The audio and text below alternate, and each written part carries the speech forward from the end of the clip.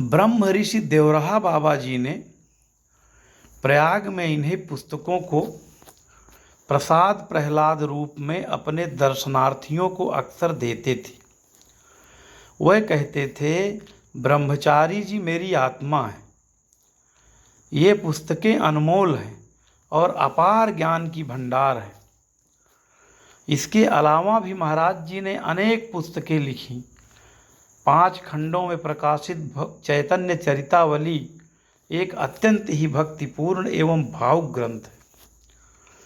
श्रीमद् भागवत के ऊपर 60 अंक लिखने के पश्चात इसी खंड के लेखक के विषय में नामक अध्याय में महाराज जी ने प्रसंगवश इस घटना का वर्णन किया है, जिसमें भगवान नारद जी ने उन्हें दर्शन दिए, दीक्षा दी तथा भागवत को लिखने की आज्ञा दी। यह प्रसंग दिव्य व बहुत ही आनंद देने वाला है। एक बार मैंने महाराज जी से इस विषय पर बात करने की कोशिश की, परंतु वे टाल गए और इतना ही बोले, भैया भगवान की कृपा के बिना उनके चरित्र कौन लिख सकता है।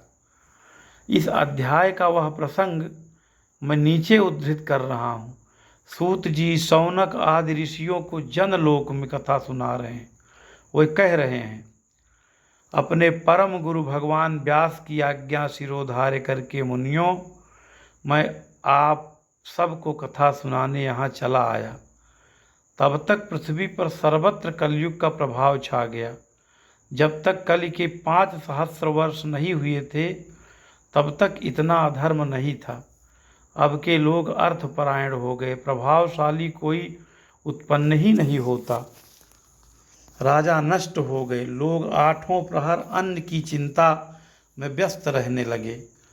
सद्गुण तो रहे नहीं, कोई प्रभावशाली राजा सम्राट भी नहीं रहा।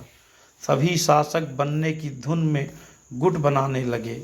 सभी अपने को बुद्धिमान समझने लगे।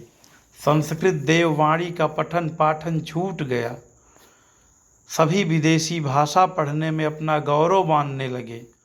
जो भौतिक विज्ञान द्वारा अधिक जनसंहारक तथा विषयवर्धक वस्तुओं का आविष्कार कर सके, उसी को लोग विज्ञानी कहने लगे।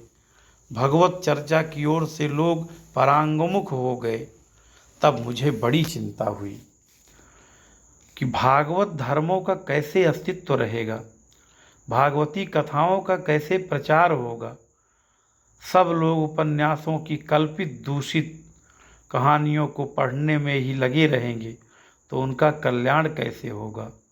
लोग परमार्थ पथ को भूल जाएंगे क्या। जनलोक में भी मुझे यही चिंता बनी रहती थी और आप लोगों को देववाणी में मैं कथा सुनाया करता था। एक दिन घूमते फिरते नारद मुनि जनलोक में आए। आप सब लोगों ने उनका स्वागत सत्कार किया। मैंने भी उनकी अभ्यर्चना की। नारद जी ने मुझसे पूछा, सूत तुम उदास क्यों हो? ऐसा लगता है तुम्हें कोई मानसिक चिंता है। मैंने कहा, भगवान आप त्रिकालज्ञ हैं, सबके घट घट के जानने वाले। मेरी मानसिक चिंता आपसे छिपी थोड़े ही रह सकती है। आप इस समय कहाँ से पधार रहे हैं?